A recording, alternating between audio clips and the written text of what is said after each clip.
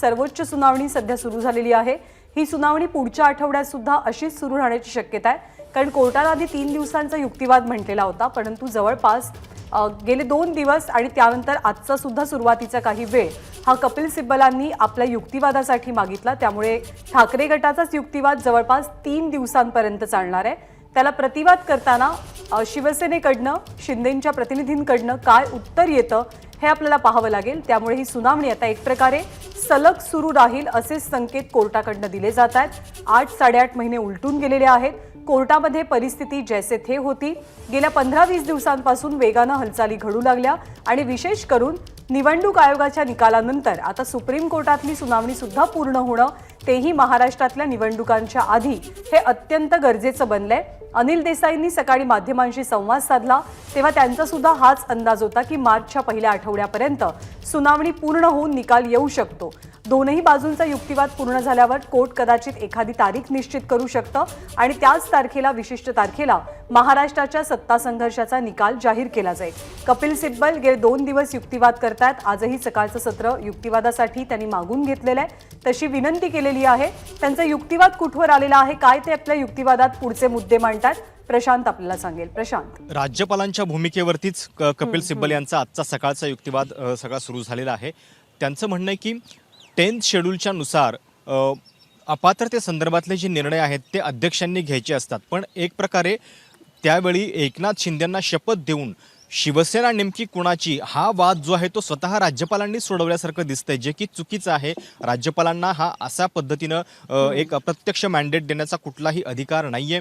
एक प्रकारे ज्या क्षणी त्यांनी ती शपथ दिली त्या क्षणी ते असं त्यांच्या कृतीतून हे सिद्ध झालं की खरी शिवसेना जी आहे ती एकनाथ शिंदेंची आहे आणि त्या शिवसेनेच्या प्रतिनिधीला ते शपथ देत आहेत। कारण त्यावेळी एकनाथ शिंदे नेमके कुठल्या पक्षाचं प्रतिनिधित्व करत होते हा मुद्दा जर त्या ठिकाणी स्पष्ट नसेल किंवा ज्या पक्षाचं ते प्रतिनिधित्व करतायत असं म्हणतायत त्याचे पक्षप्रमुख तोपर्यंत उद्धव ठाकरे होते, तर त्यांच्या संमतीविना, त्यांच्या मर्जीविना ही शपथ देऊन एक प्रकारे कॉन्स्टिट्यूशनली जी गोष्ट त्यांना म्हणजे अलाउडच नाहीये, घटनेनुसार हा निर्णय राज्यपालांनी द्यायचा नाहीये कुठला पक्ष कोणाचा किंवा कोण योग्य प्रतिनिधी आहे। तर अशा पद्धतीनं एकनाथ शिंदेंना ज्या क्षणी त्यांनी शपथ दिली त्या क्षणी त्यांनी याही प्रश्नाचा निवाडा केला की ते कुठल्या पक्षाचं प्रतिनिधित्व करतात। त्यांनी स्वतःच असं ठरवून टाकलं की हे शिवसेनेचे प्रतिनिधी आहेत। तर ही त्यांची कृती जी आहे ती पूर्णपणे घटनाबाह्य आहे।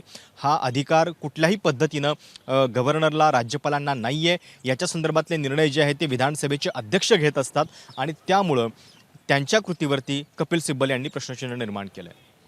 राज्यपालांच्या अधिकार क्षेत्रामध्ये ज्या गोष्टी नव्हत्या त्या गोष्टींना अनुसरून राज्यपालांनी शपथविधीला परवानगी दिली, यावरती आक्षेप घेतला जातोय कपिल सिब्बल यांच्याकडनं। कारण जेव्हा एकनाथ शिंदे सत्ता स्थापनेसाठी देवेंद्र फडणवीसांसोबत गेले तेव्हा ते कोणत्या पक्षाचं प्रतिनिधित्व किंवा नेतृत्व करतायत याची खातरजमा राज्यपालांनी केलेली नाही। ती खातरजमा करून घेणं गरजेचं होतं, कारण प्रशांतनं सांगितल्याप्रमाणे पक्षाच्या अध्यक्षांच्या आदेशानंतरच एखादी घटना विधिमंडळामध्ये घडत असते। कायद्यानुसार शिवसेना नेमकी कोण आहे, शिंदे आणि त्यांच्यासोबतचे असलेले आमदार म्हणजे शिवसेना आहे का उद्धव ठाकरे आणि त्यांच्यासोबतचे आमदार म्हणजे शिवसेना, हे ठरवण्याचा अधिकार अर्थातच राज्यपालांना नाही, ते निवडणूक आयोगच ठरवू शकतं। आणि तेव्हा अशी संभ्रमावस्था असताना ती संभ्रमावस्था सोडवण्याऐवजी राज्यपालांनी ती कायम ठेवली आणि उलट शपथविधीला परवानगी देऊन एक प्रकारे त्यांनी घटनेत उल्लेख केलेल्या काही नियमांचं उल्लंघन केल्याचा मुद्दा कपिल सिब्बलांनी उपस्थित केलाय। पक्षाध्यक्ष होते उद्धव ठाकरे, पक्षाध्यक्ष म्हणून त्यांच्याकडे सर्वाधिकार होते आणि असं असताना सुद्धा एकनाथ शिंदेंना भेटीची वेळ राज्यपालांनी कशी काय दिली असा सवालही सिब्बलांनी उपस्थित केलाय। पुन्हा एकदा आपण प्रशांतकडे जाऊया। प्रशांत, कपिल सिब्बल कोर्टाला हे सांगतायत की ज्या क्षणी सरकार अस्तित्वात नसतं किंवा निवडणुकीनंतरची स्थिती असते त्यावेळी सरकार स्थापनेमध्ये राज्यपालांचे जे अधिकार आहेत ते वेगळे आहेत, ते बरोबर आहेत की म्हणजे त्या क्षणी ते निर्णय घेऊ शकतात। पण ज्यावेळी एक निवडून आलेलं सरकार काम करत आहे त्या क्षणी मध्येच अशा पद्धतीनं जेव्हा बदल होत असतो त्यावेळी हे अधिकार जे आहेत ते राज्यपालांनी अशा घटनाबाह्य पद्धतीनं वापरणं हे चुकीचं आहे, हे कपिल सिब्बल कोर्टाला सांगू बघतायत. त्यांचं म्हणणं आहे की एक निवडून आलेलं सरकार कुठल्या पद्धतीनं पडतं तर त्या सरकारच्या विरोधात एक अविश्वास प्रस्ताव जो आहे तो मांडला जातो आणि त्या क्षणी मग जर समजा ते अविश्वास प्रस्तावामध्ये अपयशी ठरलं तर ते सरकार कोसळू शकेल. पण हे काम जे आहे ते जेव्हा एक सरकार बदललेलं आहे त्या क्षणी नव्या सरकारच्या स्थापनेमध्ये राज्यपालांनी इतका सक्रिय रोल निभावणं आणि तो देखील घटनेच्या चौकटीबाहेर जाऊन तो चुकीचा आहे. आणि या क्षणी म्हणजे महाराष्ट्राच्या केसमध्ये तर एकनाथ शिंदे जे म्हणजे कुठल्या पक्षाचं प्रतिनिधित्व करतायत याचा निवाडाच एक प्रकारे राज्यपालांनी स्वतःच्या कृतीमधून केला आणि जो की त्यांच्या अधिकारामध्ये नाही आहे. आणि त्यामुळं राज्यपालांचे जे अधिकार क्षेत्र आहे या सगळ्या संदर्भातलं की एक जेव्हा सरकार फॉर्मेशनचीच प्रक्रिया निवडणूक निकालानंतर सुरू असते त्यावेळेचे त्यांचे अधिकार वेगळे आहेत, त्यावेळी ते बहुमत बघून निर्णय घेत असतात किंवा हे. पण या क्षणी जेव्हा एक सरकार काम करतंय तर ते सरकार काम करत असताना जो बदल होतोय त्याच्यामध्ये आपला निर्णय अशा अविवेकी पद्धतीनं वापरणं राज्यपालांनी योग्य नाहीये, हे कपिल सिब्बल कोर्टाला सांगू पाहतायत. म्हणजे प्रशांत, कपिल सिब्बल एक प्रकारे हे सूचित करण्याचा प्रयत्न करतायत का की राज्यपालांनी एक प्रकारे अधिकारांचं पालन केलं नाही किंवा आपलं अधिकार क्षेत्र त्यांनी ओलांडलं आणि त्याचमुळे लोकशाही मार्गानं आलेलं महाराष्ट्रातलं सरकार राज्यपालांच्या भूमिकेमुळे पाडण्यात आलं किंवा पाडलं गेलं? नक्कीच. खरं तर कपिल सिब्बल आज तिसऱ्या दिवशी युक्तिवाद करतायत आणि त्यांच्या युक्तिवादाची जर आपण थोडीशी विभागणी केली तर पहिल्या दिवशी अध्यक्षांच्या अधिकारावरती प्रश्नचिन्ह, 10th शेड्यूल संदर्भातले मुद्दे, काल पुन्हा व्हीप संदर्भातला मुद्दा त्यांनी उपस्थित केला की खरा व्हीप नेमका कुणाचा, आणि आता ते राज्यपालांच्या एकूण भूमिकेवरती आलेले आहेत. म्हणजे या घटनापीठासमोर जे 10 प्रश्न मुख्य आहेत त्या प्रश्नांची त्यांनी व्यवस्थित विभागणी केल्याचं दिसतंय आणि टप्प्याटप्प्यानं ते एकेका गोष्टीवरती युक्तिवाद या ठिकाणी करताना दिसत आहेत.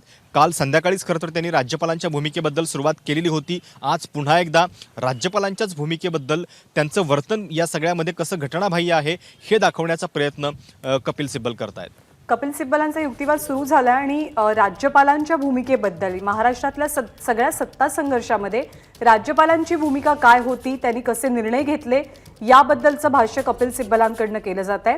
त्यांचा एक मुद्दा महत्त्वाचा आहे की कोणतंही नवीन सरकार स्थापन होत नव्हतं, इथे अस्तित्वात असलेलंच एक सरकार होतं आणि त्यामुळे राज्यपालांचे अधिकार अशा परिस्थितीत नेमके काय असतात हे ठरवावं लागेल असं कपिल सिब्बल आपल्या युक्तिवादादरम्यान सुप्रीम कोर्टात नमूद करतात. जर एखाद्या सरकारविरोधात अविश्वासाचा ठराव पास झाला तर मग सरकार पडतं, राज्यपालांचे अधिकार तिथे वापरले जाऊ शकतात. पण इथे अशी परिस्थिती नव्हती, सरकार काही पडलेलं नव्हतं. त्याआधीच एकनाथ शिंदे, देवेंद्र फडणवीस पत्र घेऊन राज्यपालांकडे गेलेले होते. जेव्हा शिवसेना या पक्षाचे पक्षप्रमुख उद्धव ठाकरे आहेत तेव्हा मग राज्यपालांनी कोणत्या अधिकारानं एकनाथ शिंदेंना मंजुरी दिली आणि परवानगी दिली सत्ता स्थापन करण्याची, या संदर्भातला प्रश्न कपिल सिब्बलांनी आपल्या युक्तिवादात उपस्थित केलाय. 10व्या सूची अंतर्गत अपात्रतेसंदर्भातला निर्णय घेण्याचे अधिकार राज्यपालांचे असतात. शिवसेना नेमकी कोण, एखादा पक्ष कोण आहे, एखाद्या व्यक्तीसोबत असलेला तो पक्ष आहे का दुसऱ्या नेत्यासोबत असलेल्या मंडळींचा तो पक्ष आहे, हे राज्यपाल ठरवू शकत नाहीत. निवडणूक आयोग त्या संदर्भातला निर्णय घेऊ शकतो, तो त्यांचा अधिकार आहे असंही कपिल सिब्बलांनी सांगितलं. प्रशांत, आज आणखी 2 युक्तिवाद होणं बाकी आहे, त्यामुळे व्हिपचा मुद्दा, अध्यक्षांचे अधिकार, राज्यपाल, 10वी सूची या व्यतिरिक्त ठाकरे गटाकडनं कोणते मुद्दे अधोरेखित केले जाऊ शकतात आणि सध्याचे अपडेट्स काय? कपिल सिब्बल यांनी आत्ता अगदी थोड्या वेळापूर्वी अजून एक मुद्दा मांडलेला आहे. त्यांचं म्हणणं असं आहे की जर राज्यपालांच्या निर्णयानं अशा पद्धतीनं 10th शेड्यूल संदर्भातला निकालच त्यांनी दिला असेल त्यांच्या कृतीमधून, तर मग जेव्हा आपण मागे जाण्याचा विचार करतोय, परिस्थिती मागे कशी नेता येईल याच्या संदर्भात विचार करतोय, तेव्हा या मुद्द्याचा विचार केला पाहिजे. आपण अध्यक्षांच्याकडे हा निर्णय द्यायचा की नाही याच्या संदर्भातले युक्तिवाद किंवा विचार तर करत होतो, पण जर राज्यपालांची सुरुवात म्हणजे त्या कृतीची सुरुवातच जर राज्यपालांच्या निर्णयानं होत असेल तर मग हा निर्णय आधी योग्य की अयोग्य हे जर आपण ठरवलं ठरवलं तर मग सगळा प्रश्नच मिटेल आणि त्यामुळं पुढचे सगळे मुद्दे जे आहेत की अपात्रतेचे अधिकार राज्य म्हणजे अध्यक्षांच्याकडे द्यायचे की नाही याच्यापेक्षाही मग जर हाच मुद्दा आपण आधी प्राधान्यक्रमाने जर सोडवला तर मग बाकीच्या मुद्द्यांचा प्रश्न जो आहे तो येणार नाही. त्यामुळे एक प्रकारे आज पूर्ण वेळ राज्यपालांच्या कृतीवरती आणि ती कृती कशी घटनाबाह्य होती याच्यामध्ये जर मागे जायचं असेल तर मग राज्यपालांच्या निर्णयापासून सुद्धा सुरुवात करावी लागेल हे कपिल सिब्बल आज कोर्टाला सांगू बघतायत. बरोबर आहे. आजच्या त्यांच्या युक्तिवादाचा जेवढा कालावधी असेल त्या कालावधी दरम्यान राज्यपालांची नेमकी भूमिका काय, राज्यपालांच्या त्या एका निर्णयामुळे महाराष्ट्रातल्या सत्तांतरामध्ये किती नाट्यमय वळण आलं हे कपिल सिब्बल आपल्या युक्तिवादातनं सांगण्याचा प्रयत्न करतात. एक प्रकारे शिंदेंना राज्यपालांनी झुकतं माप दिलं का? कारण एकनाथ शिंदे जेव्हा तो प्रस्ताव घेऊन गेले होते तेव्हा तुम्ही कोणत्या पक्षाचे आहात हे कुठेतरी स्पष्ट करणं गरजेचं होतं. एक प्रकारे संभ्रमावस्था होती की ठाकरेंसोबत असलेले नेते म्हणजे शिवसेना आहे का शिंदेंसोबत असलेले नेते म्हणजे शिवसेना आहे. पुन्हा एकदा अपडेट जाणून घेण्यासाठी प्रशांतकडे जाऊया. प्रशांत, राज्यपालांना नेमके कुठल्या क्षेत्रामध्ये जास्त अधिकार आहेत हे कपिल सिब्बल कोर्टाला सांगतायत. त्यांचं म्हणणं आहे की ज्यावेळी आर्टिकल 371 आर्टिकल 200 आणि ज्यावेळी सुरुवातीचा काळ असतो म्हणजे निवडणूक लागल्यानंतर सरकार स्थापनेचा जो काळ आहे त्यावेळी त्यांचे अधिकार आहेत आणि सोबतच जेव्हा राष्ट्रपती राजवट लावण्यासंदर्भातला मुद्दा असतो त्यावेळी त्यांना एक अहवाल जो आहे तो केंद्राला पाठवावा लागतो. या गोष्टी ज्या आहेत त्या राज्यपालांच्या अधिकारामध्ये येतात. मात्र या शिवाय जेव्हा एखादं सरकार बनलेलं आहे आणि त्या दरम्यान जर एखादी सत्तांतराची प्रक्रिया घडत असेल तर त्या दरम्यान राज्यपालांच्या अधिकार क्षेत्राचा एकदा विचार व्हायला पाहिजे हे त्यांनी सांगितलेलं आहे. आणि मुळात ज्या उद्देशानं 2003 मध्ये पक्षांतर बंदी कायद्यातला तो पॅरेग्राफ वगळण्यात आलेला होता 2/3 बहुमताचा आणि कुठल्याही पद्धतीनं बल्क डिफेक्शन किंवा गटानं अशा पद्धतीनं सत्तांतर होऊन सरकार कोसळू नयेत यासाठी जी खबरदारी घेतली त्याच्याबरोबर विपरीत जर राज्यपाल वर्तन करत असतील किंवा त्याच्यामध्ये जर स्वतः निवाडा त्यांच्या कृतीतून देत असतील तर ही कृती जी आहे ती योग्य नाहीये.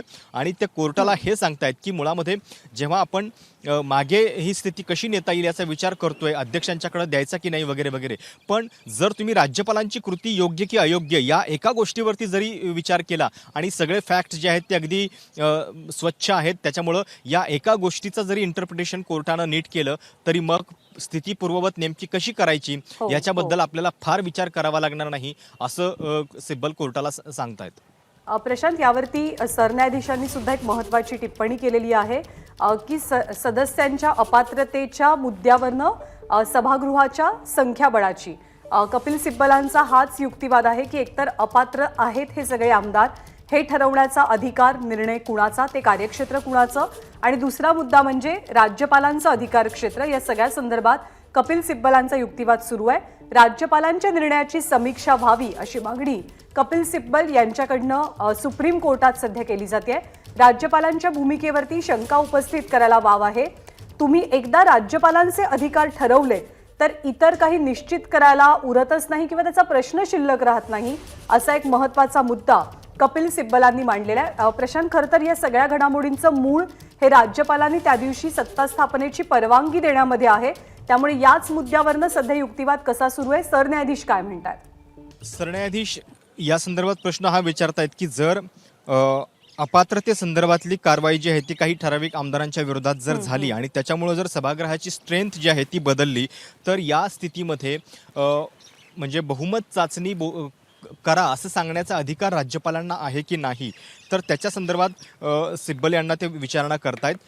सिब्बल यांचं म्हणणं आहे की जर अशा पद्धतीनं गणिती प्रक्रियेनं जर सभागृहाचं बहुमत कुणी हायजॅक केलं असेल तर त्या परिस्थितीमध्ये राज्यपाल ते सांगू शकतात. त्यामुळे एक प्रकारे एक वेगळी शक्यता या ठिकाणी न्यायमूर्तींनी विचारून बघितलेली आहे की समजा जर दरम्यानच्या काळामध्ये डिस्क्वालिफिकेशन झालेलं असेल तर त्या संदर्भातली कारवाई झाली आणि जर मेजॉरिटी जे आहे त्याचं गणित बदललेलं असेल तर ते नेमकं कुणाच्या बाजूनं आहे हे विचारण्याचा किंवा त्या संदर्भात बहुमत चाचणी करावी लागू शकते किंवा करा असं सांगण्याचा अधिकार जो आहे तो राज्यपालांना आहे की नाही याची एकदा चाचपणी जी आहे ती न्यायमूर्ती चंद्रचूड यांनी कपिल सिब्बल यांना विचारून केलेली आहे. आणि कपिल सिब्बल यांचं म्हणणं आहे की जर अरिथमेटिक बदललं असेल, सभागृहातलं गणित इतक्या पद्धतीनं जर हायजॅक झालं असेल तर ते करू शकतात.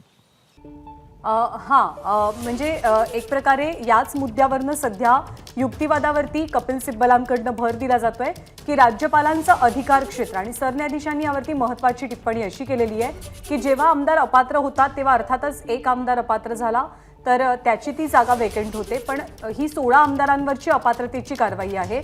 आणि अशा परिस्थितीत म्हणजे आमदार जर अपात्र होणं ठरवलं गेलेलं असेल आणि जर राज्यपालांनी बहुमत सिद्ध करायला सांगितलं तर अशा परिस्थितीमध्ये एकूण सभागृहाचं संख्याबळ किंवा बहुमताला लागणारा जो आकडा आहे तो सुद्धा अर्थातच कमी येतो, असं सरन्यायाधीशांनी तिथे उल्लेख केल्याचं दिसतंय. अपात्रतेचा मुद्दा लक्षात घेऊन आपण विचार केला तर बहुमताचा आकडा घटेल असं सरन्यायाधीशांनी सांगितलंय. पुन्हा एकदा आपण प्रशांतकडे जातोय अपडेट जाणून घेण्यासाठी.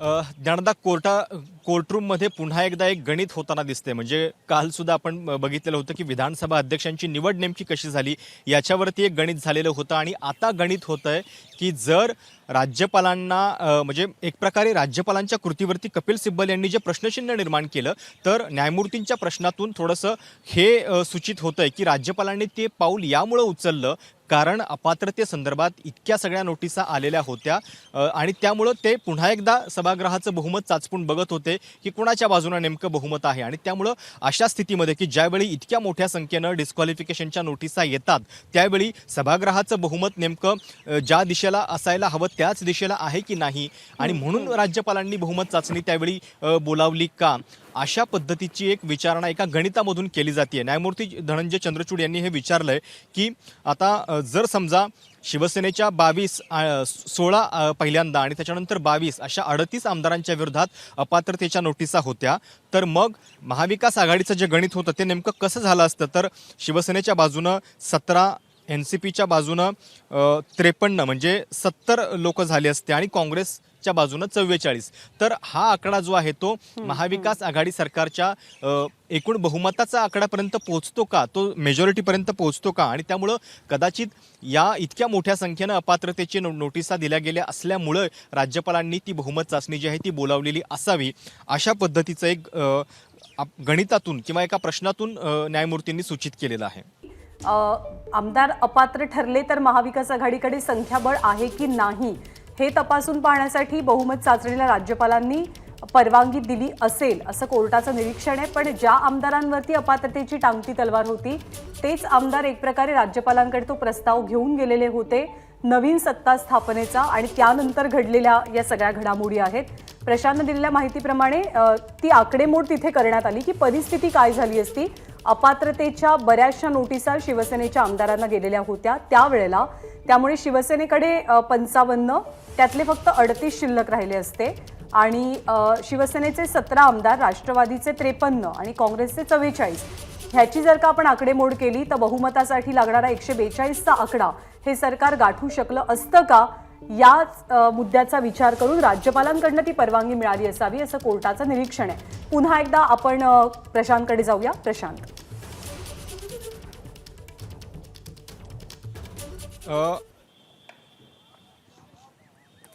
राज्यपालांना त्यावेळी बहुमत चाचणी बोलावण्याचा अधिकार होता की नाही हे एकदा न्यायमूर्ती विचारून बघतायत, आणि त्यांचं म्हणणं आहे की जर अपात्रतेमुळे अशा पद्धतीनं सभागृहाची स्ट्रेंथ कमी होत असेल तर त्या स्थितीमध्ये राज्यपाल बहुमत चाचणी बोलावू शकतात का. कपिल सिब्बल यांचं म्हणणं आहे की नाही, हे काम जे आहे म्हणजे त्या बहुमत चाचणी संदर्भातलं तर ते म्हणजे जर त्या ठिकाणी मुख्यमंत्री आहे म्हणजे तोपर्यंत मुख्यमंत्री बदलाची कुठली प्रक्रिया किंवा त्यांच्या विरोधात नो कॉन्फिडन्स मोशन जो आहे तो आलेला नव्हता, मग केवळ अपात्रते संदर्भातल्या इतक्या नोटिसा आल्या म्हणून सभागृहाची स्ट्रेंथ कमी होते आणि म्हणून इतकी बहुमत चाचणीची गरज राज्यपालांनी दाखवावी असं कुठेही कायद्यामध्ये नाहीये, हे कपिल सिब्बल सांगू बघतायत. सोबत त्यांचं म्हणणं हे पण आहे की फरक काय पडतो. त्यांनी उदाहरण दिलेलं आहे महाराष्ट्राचं की अनेक छोटे छोटे पक्ष असतात आणि ते पक्ष ज्या बाजूला सत्ता असते त्या बाजूला ते समर्थन देत असतात. एकदा का जर गव्हर्नरनी अशा पद्धतीची भूमिका घेतली तर साहजिकच जेव्हा पारडं बदलतं तेव्हा हे छोटे छोटे पक्ष सुद्धा आपली भूमिका बदलतात, आणि त्यामुळं सभागृहाची मेजॉरिटी जी आहे ती केवळ सभागृहामध्येच डिसाईड होते. ते त्याच्याबद्दलची चिंता जी आहे ती राज्यपालांनी राज्यपालांनी आपल्या कृतीतून अशी करू नये, केवळ डिस्क्वालिफिकेशनच्या एवढ्या नोटिसा आलेल्या आहेत म्हणून हे कपिल सिब्बल या ठिकाणी सांगू बघतायत. म्हणजे जर आपण थोडासा आजचा सिक्वेन्स बघितला तर राज्यपालांच्या त्या शपथ देण्याच्या कृतीवरती कपिल सिब्बलांनी प्रश्नचिन्ह निर्माण केलं. त्यांचं म्हणणं आहे की मुळामध्ये ती शपथ देणं हेच एक प्रकारे या 10th शेड्यूल संदर्भातला निकाल त्यांनी दिल्यासारखं होतं की पक्षांतर म्हणजे खरी शिवसेना ही एकनाथ शिंदेंची शिवसेना आहे हे एक प्रकारे त्यांनी त्यांच्याच कृतीतून दाखवून दिलं, जो की त्यांच्या निर्णयाचा अधिकाराचा भाग नाहीये. मग त्याच्यावरती राज्यपालांच्या बाबतीत सरन्यायाधीशांनी हा प्रश्न विचारला की कदाचित जर इतक्या मोठ्या संख्येने डिस्क्वालिफिकेशनच्या नोटिसा आलेल्या आहेत तर त्याच्यामुळं सभागृहाच्या बहुमतावरती काहीतरी परिणाम झालेला आहे. याच्यासाठी राज्यपालांनी टेस्ट बोलावलेली असावी का किंवा ते बोलावू शकतात का? कपिल सिब्बल यांचं म्हणणं आहे की नाही, तरीसुद्धा ते बोलावू शकत नाहीत जोपर्यंत त्या ठिकाणी एक मुख्यमंत्री आहे, मुख्यमंत्र्यांच्या बद्दल कुठलाही प्रस्ताव अविश्वासाचा आलेला नाहीये, त्यांचं स्थान धोक्यात आलेलं नाहीये. अशा वेळी मुख्यमंत्र्यांच्या स्थानाला जर धोका नसेल तर राज्यपालांनी असा स्वतःच्या अधिकारामध्ये तो प्रश्न सोडवायला जाऊ नये, हे कपिल सिब्बल यांचं कोर्टाला सांगणं आहे. म्हणजे एक प्रकारे कपिल सिब्बलांनी थोडक्यात राज्यपालांचे अधिकार आणि राज्यपालांच्या सगळ्या सत्ता संघर्षातली भूमिका या गोष्टी आज सकाळपासून अधोरेखित करण्याचा प्रयत्न आपल्या युक्तिवादातनं केलेला आहे. एकीकडे बंड झालेलं होतं शिवसेनेमध्ये, परंतु अविश्वासाचा कोणताही प्रस्ताव सरकारच्या विरोधात सभागृहात आलेला नव्हता. सभागृहातलं सरकार हे आधीपासून अस्तित्वात असलेलं सरकार होतं. राज्यपालांकडे जेव्हा नवीन सरकार स्थापन करायला जायचं असतं तेव्हा राज्यपालांचे अधिकार थोडेसे जास्त असतात. पण या परिस्थितीमध्ये शिवसेना नेमकी कोण, शिवसेना पक्ष हा नेमका कुणाचा हे ठरवण्याचा अधिकार काही राज्यपालांकडे नव्हता. पण त्या अधिकार क्षेत्राचं एक प्रकारे उल्लंघन करून त्यांनी एकनाथ शिंदेंना परवानगी दिली सत्ता स्थापन करण्याची किंवा सभागृहातले पुढचे प्रोसिडिंग्स करण्याची. त्यांनी एकनाथ शिंदेंना या पलीकडे जाऊन शपथ सुद्धा दिली. याचाही उल्लेख कपिल सिब्बलांनी आपल्या युक्तिवादात केलाय. त्यामुळे राज्यपालांची अधिकार, राज्यपालांची भूमिका अशा परिस्थितीत निश्चित करण्याची गरज असल्याचं मत कपिल सिब्बलांनी आपल्या युक्तिवादातनं मांडलेलं आहे. तुम्ही एकदा अधिकार राज्यपालांचे निश्चित करा आणि त्यानंतर मग पुढचे प्रश्नच उरत नाहीत असं म्हणते. एक प्रकारे या संपूर्ण सत्ता संघर्षाचा सगळा मूळ गाभा हा राज्यपालांच्या भूमिकेमध्ये सामावलेला आहे असं पटवून देण्याचा प्रयत्न कपिल सिब्बलांकडनं केला जातोय. पुन्हा एकदा आपण प्रशांतकडे जातोय. प्रशांत,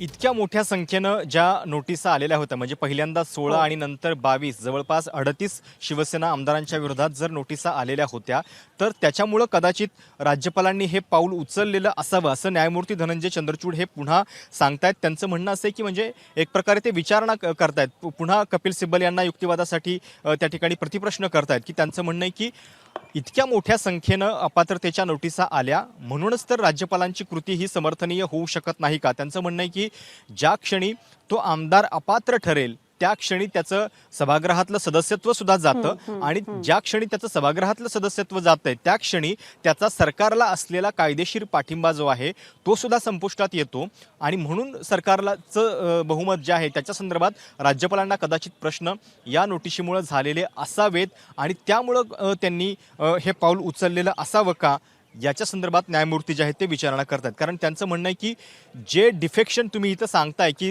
पक्षांतर झालेलं आहे आणि ते अपात्रतेसाठी लागू होतं तर ते लागू झाल्यानंतर आपोआपच त्या सदस्याचा सरकारला असलेला पाठिंबा सुद्धा संपुष्टात येतो आणि त्यामुळं राज्यपालांनी हे पाऊल उचललेलं असावं किंवा त्यामुळं त्यांची कृती समर्थनीय ठरते का, हा एक प्रकारे प्रतिप्रश्न कपिल सिब्बल यांना न्यायमूर्ती विचारतायत. बरोबर आहे. सरन्यायाधीशांनी ही सुद्धा टिप्पणी केलेली आहे की आमदार अपात्र असतील किंवा आमदारांची संख्या कमी असेल तर अर्थातच सभागृहातल्या संख्याबळावरती त्याचा परिणाम होतो. राज्यपाल कोणती गोष्ट गृहीत धरू शकत नाहीत असा उल्लेख कपिल सिब्बलांनी केलाय. पक्षात फूट पडली तर पक्षातल्या फुटीचा परिणाम सरकारवरती होत असल्याची टिप्पणी सरन्यायाधीशांनी केली. पण सिब्बलांचा हाच युक्तिवाद कायम आहे की एकनाथ शिंदे जेव्हा राज्यपालांकडे गेले तेव्हा शिवसेना म्हणजे एकनाथ शिंदेंची शिवसेना हा निवडणूक आयोगानं देण्याचा निर्णय राज्यपालांनी तेव्हा परस्पर कसा घेतला. पुन्हा एकदा आपण प्रशांतकडे जाऊया. प्रशांत, काय सध्याचा युक्तिवाद सुरू आहे, ताजा युक्तिवाद? सरन्यायाधीश जे विचारत होतं की अशा पद्धतीनं जर इतक्या मोठ्या संख्येनं डिस्क्वालिफिकेशन नोटिसा आलेल्या आहेत आणि त्यामुळं त्या आमदारांचं म्हणजे लेजिटिमेट जे त्यांचं स्थान आहे ते धोक्यात येते, त्यांचा सरकारला असलेला पाठिंबा संपुष्टात येतो जर त्यांचं आमदारकी अपात्र ठरली तर. आणि या शक्यतेतून राज्यपालांनी हा निर्णय घेतला असावा का, हा जो प्रश्न विचारलेला आहे त्याच्यावरती कपिल सिब्बल यांनी सांगितलेलं आहे की अशा पद्धतीनं जर तर किंवा पुढच्या शक्यतांवरती राज्यपाल निर्णय घेऊ शकत नाहीत.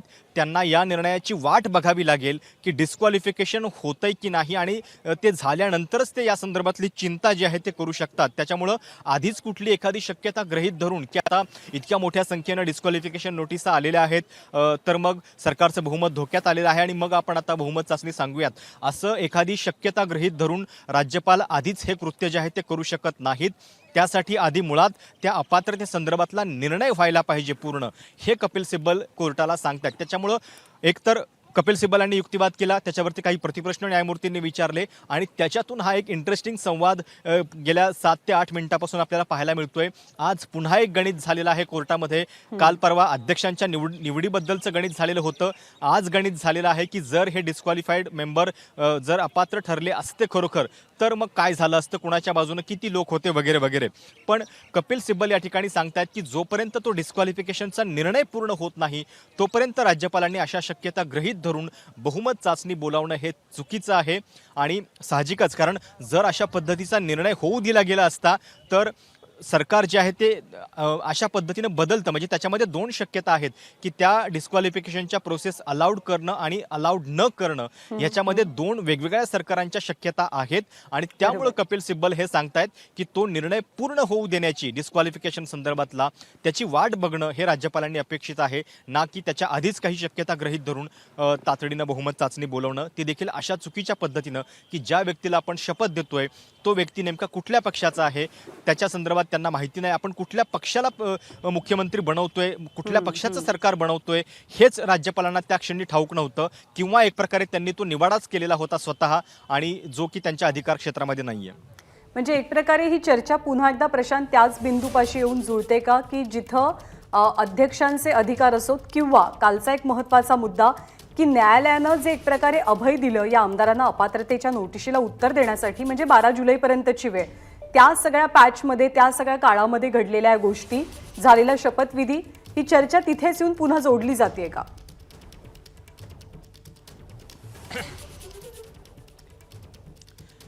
नक्कीच पुन्हा न्यायमूर्ती, म्हणजे आता याच न्यायपीठातले एक दुसरे न्यायमूर्ती आहेत, न्यायमूर्ती PS नरसिंहा, हे प्रश्न विचारतायत. म्हणजे अशा स्थितीमध्ये घटनेनं कुठलीच परवानगी जी आहे ती राज्यपालांना दिलेली नाही आहे का, की ते त्यांच्या विवेकानं असा काही निर्णय स्वतःहून घेऊ शकतील.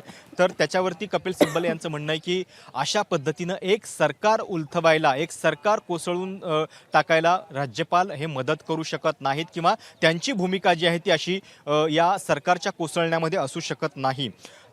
परत न्यायमूर्ती धनंजय चंद्रचूड यांनी एक प्रतिप्रश्न केला. त्यांचं म्हणणं असं होतं की राज्यपाल असं म्हणू शकत नाही की तुमच्याकडे आता बहुमत नाहीये, म्हणजे जर तुमचे हे 20 आमदार वगळले की ज्यांच्या विरोधात अपात्रतेची नोटीस आहे, तर मग तुमच्याकडे आमदार नेमके किती उरतात आणि तुमच्याकडे एवढे आमदार आहेत की नाहीत हे सिद्ध करून दाखवा, असं राज्यपाल विचारू शकतात का, असा प्रतिप्रश्न न्यायमूर्ती धनंजय चंद्रचूड यांनी कपिल सिब्बलांना केला. त्याच्यावरती कपिल सिब्बलांचं म्हणणं आहे की हे काम राज्यपालांचं नाहीये, ते जे सभागृहातले पक्ष आहेत ते जाऊन त्यांची मेजॉरिटी जी आहे ती राज्यपालांना सांगतात किंवा त्याच्या संदर्भातले दावे करतात. स्वतः राज्यपालांनी हे विचारण्याची गरज जी आहे ती या ठिकाणी नाहीये आणि त्यामुळं ते या सगळ्या संदर्भातला निर्णय स्वतःच्या विवेकानं अशा पद्धतीनं काही गोष्टी म्हणजे आधीच शक्यता त्या गृहीत धरून करू शकत नाहीत. हा कपिल सिब्बलांचा युक्तिवाद आहे. म्हणजे एक प्रकारे आमदारांवरती अपात्रतेची कारवाई, त्या संदर्भातले अधिकार आणि ती कारवाईची प्रक्रिया आधी पार पाडणं गरजेचं होतं असं सिब्बलांनी म्हटलं. कायदेशीर सरकार राज्यपालांच्या निर्णयामुळे पडलं. सरकार स्थापनेसाठी शिंदे भाजप राज्यपालांकडे गेले होते. म्हणजे राज्यपालांनी बंडखोरांना एक प्रकारे वैधता दिली. राज्यपालांनी घटनेच्या चौकटीत राहूनच काम करणं अपेक्षित असतं. निर्णय अध्यक्षांनी घ्यावा की नाही हे आता पाहण्यात अर्थ नाहीये. याच कोर्टानं अपात्रतेचा सुद्धा निर्णय घ्यावा अशी विनंती आपल्या युक्तिवादातनं सिब्बल करतात. राज्यपालांच्या निर्णयाची सुद्धा समीक्षा व्हावी. राज्यपाल कोणतीही गोष्ट गृहीत धरू शकत नाहीत. राज्यपाल सरकार पाडण्यासही मदत करू शकत नाहीत असं सिब्बलांनी म्हटलं. कारण महाराष्ट्राची परिस्थिती वेगळी होती. महाराष्ट्रात नवं सरकार स्थापन होत नव्हतं निवडणुकांनंतरचं, तर आधीच अस्तित्वात असलेलं एक सरकार होतं. मुख्यमंत्र्यांच्या विरोधात कोणताही अविश्वासाचा प्रस्ताव आलेला नव्हता. अपात्रतेसंदर्भातली टांगती तलवार काही आमदारांवरती होती आणि त्यांच्या निलंबनाचे प्रस्ताव प्रलंबित होते. पण असं असताना शिवसेना नेमकी कोण, ज्या व्यक्ती आपल्याकडे येतात त्या कोणत्या पक्षाचं नेतृत्व करतात याची खातरजमा न करता राज्यपालांनी घेतलेले निर्णय कायद्याच्या चौकटीत बसत नसल्याचं सिब्बलांचं म्हणणं आहे. पुन्हा एकदा आपण प्रशांतकडे जातोय. प्रशांत,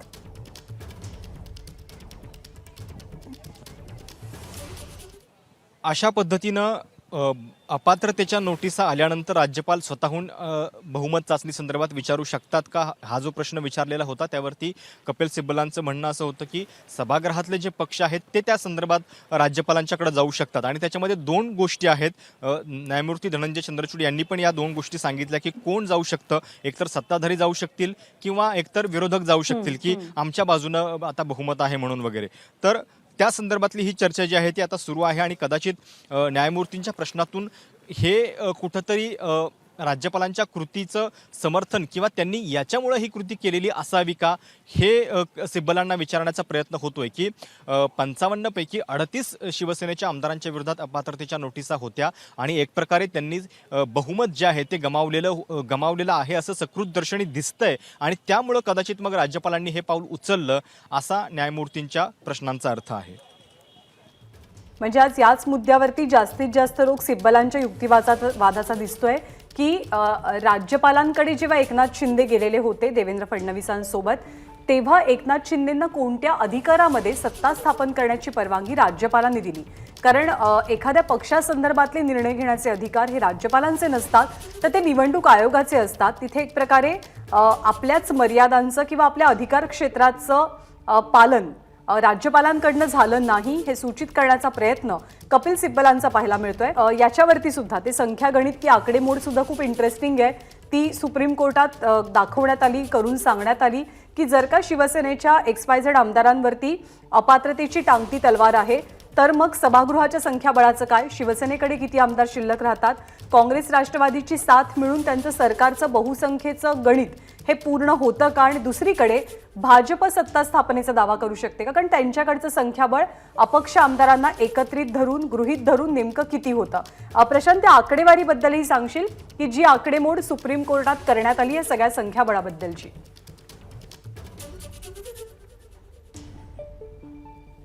नक्कीच डिस्क्वालिफिकेशन नोटीसचा नेमका काय परिणाम झाला असता असं एक गृहीत धरून ही आकडेवारी केली जाते आणि सोबतच जे पक्षीय बलाबल होतं 2019चं की ज्या आधारे महाविकास आघाडी सरकार स्थापन झालेलं होतं ते नेमकं कसं होतं, काय शक्यता बदलल्या असत्या, या सगळ्या गोष्टींचा विचार जो आहे तो आज न्यायमूर्ती गणिती आकडेमोडीनं करतायत.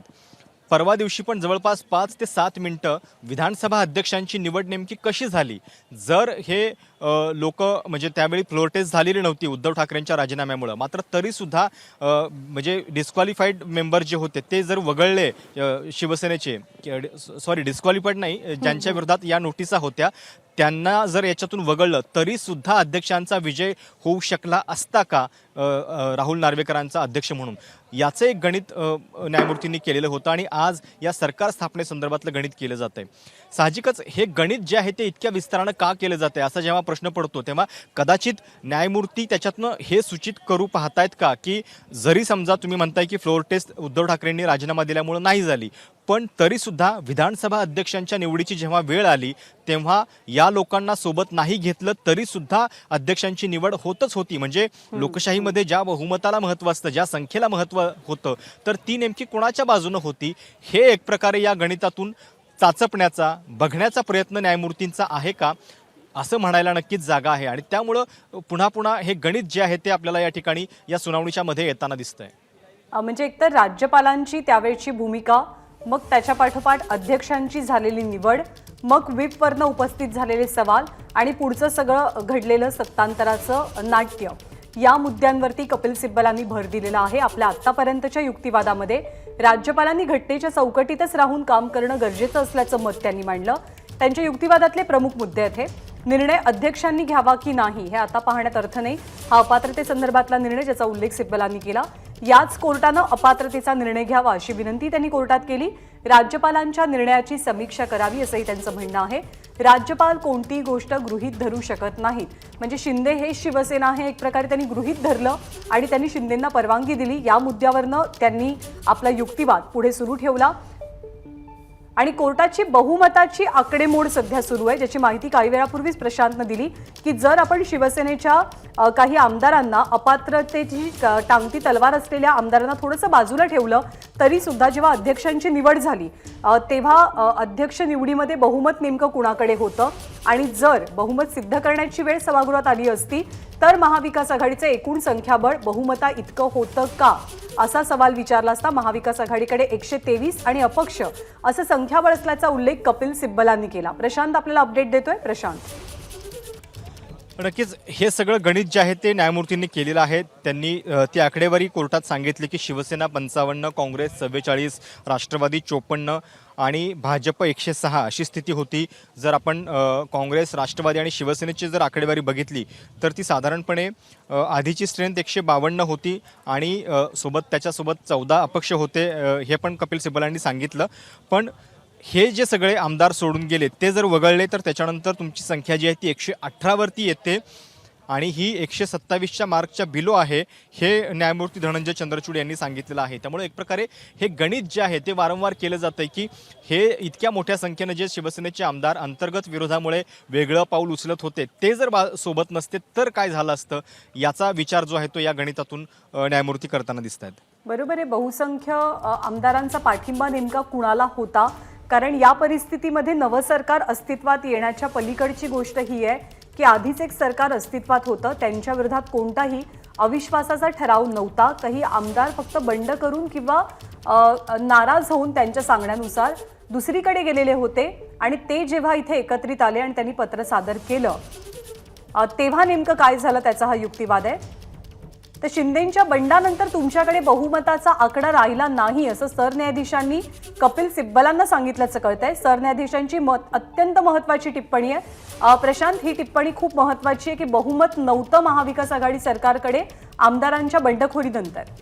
नक्कीच, आणि सोबत त्यांचं हे पण म्हणणं आहे की जर अशा पद्धतीनं पक्षांतर झालेलं आहे आणि त्या पक्षांतरामुळं जर सरकारची स्थिरता धोक्यात आलेली आहे तर अशा स्थितीमध्ये त्या राज्याचा प्रमुख म्हणून राज्यपाल या सगळ्या घटनाक्रमाकडं दुर्लक्ष किंवा त्या संदर्भात उदासीन कसे काय राहू शकतात, हा न्यायमूर्तींचा प्रश्न आहे। आणि सोबतच त्यांचं म्हणणं आहे की हे बरोबर आहे की डिस्क्वालिफिकेशनच्या मुद्द्यामध्ये त्यांनी स्वतः जायला नव्हतं पाहिजे होतं, पण ज्या राज्याचे ते प्रमुख आहेत त्या ठिकाणी जर अशा पद्धतीनं बहुमत बदलल्याची स्थिती निर्माण झालेली आहे किंवा काही घटना अशा घडत आहेत की ज्यामुळं त्या गव्हर्नमेंटकडे मेजॉरिटी नाहीये हे जर दिसतं आहे तर अशा वेळी ते राज्यपाल त्या राज्याचा संवैधानिक प्रमुख म्हणून कशा पद्धतीनं म्हणजे उदासीन राहू शकतील, हा प्रश्न जो आहे तो न्यायमूर्ती धनंजय चंद्रचूड यांनी विचारलेला आहे। आणि त्यामुळे एक प्रकारे ते राज्यपालांच्या कृतीवरती जे प्रश्नचिन्ह निर्माण झालेलं होतं त्याचं समर्थन या प्रश्नातून स्वतः न्यायमूर्ती करतात का असं आपल्याला दिसतंय। अर्थात कपिल सिब्बल पुन्हा त्याला काउंटर करतायत। त्यांचं म्हणणं आहे की मुळामध्ये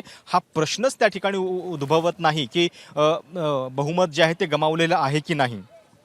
त्यांनी त्या आर्ग्युमेंटमध्ये असंही म्हटलंय की बहुमत गमावलेलं की नाही हा इथे प्रश्न नाही, प्रश्न हाच आहे की बंडखोरी केलेले लोक राज्यपालांकडे जातात आणि बंडखोरी केलेले आमदार म्हणजे शिवसेना, मूळ शिवसेना असं गृहीत धरून त्यांना सरकार स्थापन करण्यासाठी किंवा शपथ घेण्यासाठी राज्यपालांकडनं परवानगी कशी मिळते असा युक्तिवाद कपिल सिब्बलांचा आहे। जेव्हा धनंजय चंद्रचूड सरन्यायाधीश यांनी याचा उल्लेख केला की आमदारांच्या बंडखोरीचा परिणाम हा अर्थातच राज्याच्या सरकारच्या स्थिरतेवरती झालेला होता, अनेक आमदारांवरती निलंबनाची टांगती तलवार होती आणि अशा परिस्थितीमध्ये राज्यपाल घडत असलेल्या घडामोडींकडे दुर्लक्ष किंवा कानाडोळा कसा करू शकतात हा सवाल त्यांच्याकडनं उपस्थित झाला। पुन्हा एकदा आपण प्रशांतकडे जातोय अपडेटसाठी। प्रशांत, नक्कीच कपिल सिब्बल आता हा सगळा जो गणितामधून आकडेवारीचा खेळ झाला, कपिल सिब्बल यांचं म्हणणं आहे की या गणितामध्ये मुळात जायची गरजच नाहीये। आमचा प्रश्न हा आहे की जो गट बंडखोर आहे किंवा ज्यांनी बंडखोरी केलेली आहे त्यांना शपथ देऊन एक प्रकारे त्यांना म्हणजे 10th शेड्यूल संदर्भातला निर्णयच त्या ठिकाणी राज्यपालांनी त्या कृतीतून दिला आणि हे चूक आहे. अशा पद्धतीनं डिस्क्वालिफिकेशनच्या पिटिशनमध्ये 10th शेड्यूलचा निर्णय राज्यपाल घेऊ शकत नाही, तो त्यांच्या कृतीतून त्यांनी केला. एक प्रकारे त्या बंडखोर गटाला खरी शिवसेना ही ओळख मुळात राज्यपालांनी दिली त्यांच्या कृतीमधून आणि हे योग्य नाहीये हे सांगण्याचा प्रयत्न त्यांनी कपिल सिब्बल यांनी केलेला आहे. त्यांचं म्हणणं आहे की जर समजा कपिल सिब्बल हे सांगतात कोर्टाला की जर समजा भाजपला असं वाटत होतं की आमच्या सरकारनं बहुमत गमावलेलं आहे महाविकास आघाडी सरकारनं, तर त्यांनी तशा पद्धतीचा प्रस्ताव आणायला पाहिजे होता. त्याच्यावरती न्यायमूर्ती धनंजय चंद्रचूड पुन्हा विचारतायत की म्हणजे जोपर्यंत अशा पद्धतीचा प्रस्ताव येत नाही तोपर्यंत राज्यपालांनी कुठलीही कृती या संदर्भात करायला नको होती का? तर कपिल सिब्बल यांचं म्हणणं आहे की हो, जोपर्यंत असा प्रस्ताव येत नाही तोपर्यंत राज्यपालांनी कुठलीही कृती जी आहे ती करायला नव्हती पाहिजे.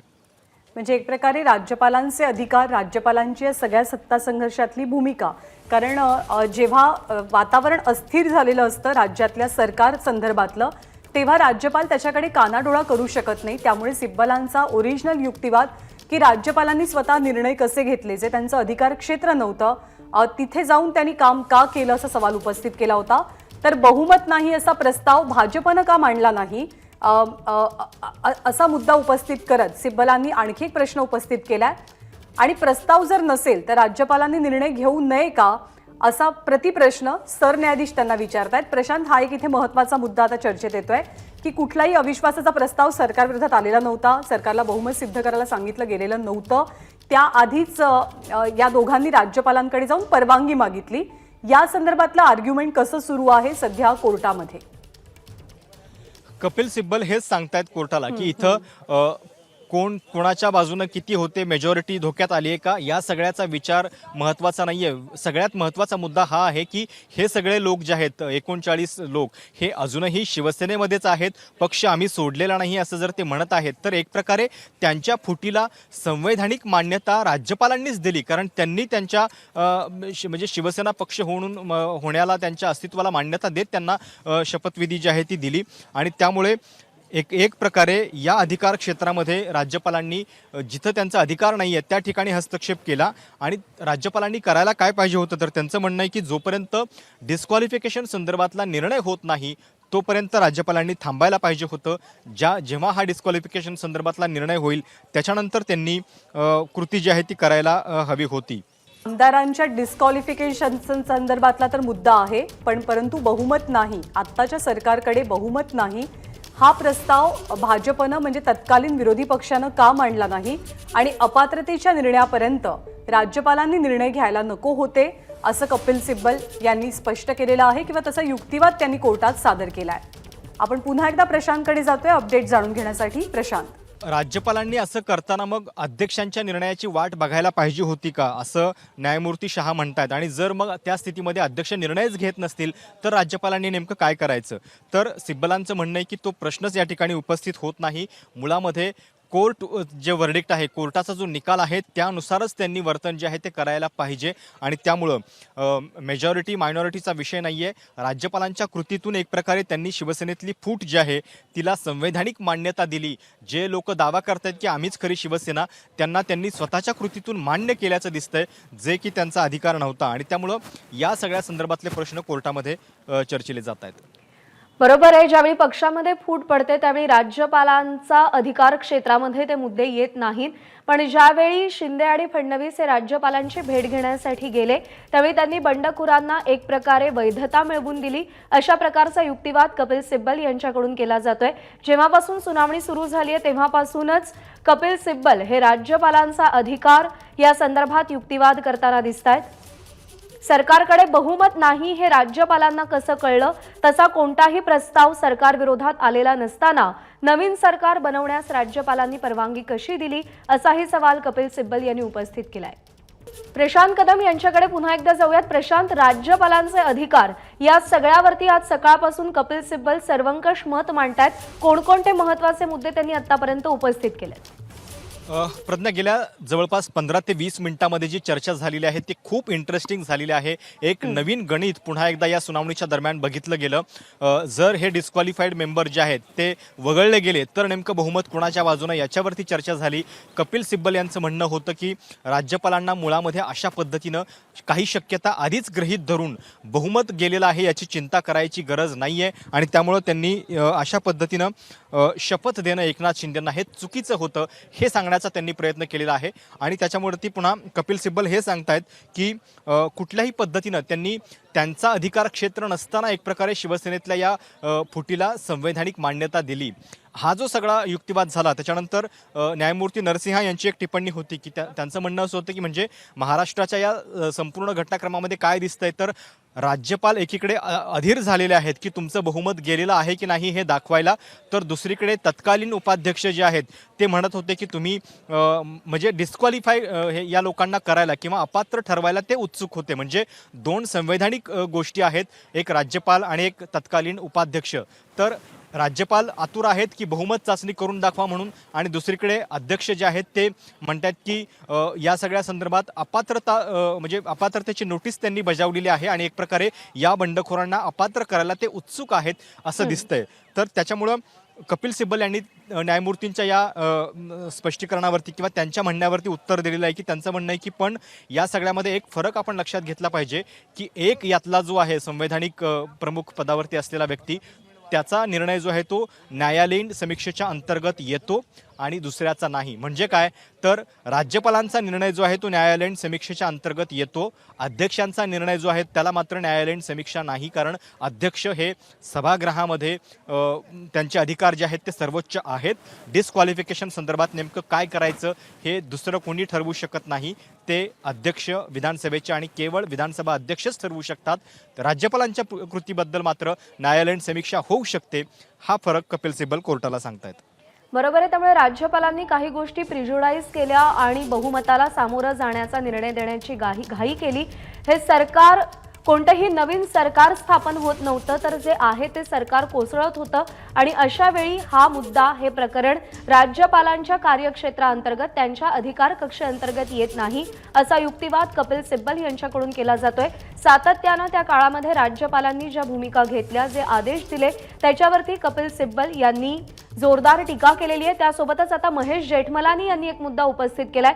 कपिल सिब्बल हे तथ्यहीन बोलतायत असा दावा, असा युक्तिवाद महेश जेठमलानी यांच्याकडून केला जातोय. अपडेट जाणून घेऊयात प्रशांत कदम यांच्याकडून. प्रशांत, राज्यपालांच्या त्या कृतीवरती एकनाथ शिंदे यांना त्यांनी ज्या पद्धतीनं शपथ दिली त्याच्यावरती प्रश्नचिन्ह निर्माण करतायत आणि त्यावेळी ॲडव्होकेट महेश जेठमलानी जे शिंदे गटाचे वकील आहेत त्यांनी हे सांगण्याचा प्रयत्न केला आहे की जर आपण फॅक्ट्स बघितल्या तर कपिल सिब्बल जे म्हणतात ते चुकीचं आहे. अर्थात त्यांचा नेमकं सविस्तर म्हणणं काय आहे ते कळू शकलेलं नाहीये, पण कपिल सिब्बल या ठिकाणी सांगण्याचा प्रयत्न करतायत की या ठिकाणी कुठलाही अविश्वास प्रस्ताव जो आहे तो आधी आलेला नव्हता. जर तो यायचा होता, या सरकारनं बहुमत गमावलेलं आहे असं वाटत असेल तर तो भाजपनं आणायला पाहिजे होता आणि त्याच्यानंतर सरकारचं भवितव्य जे आहे ते ठरलं असतं.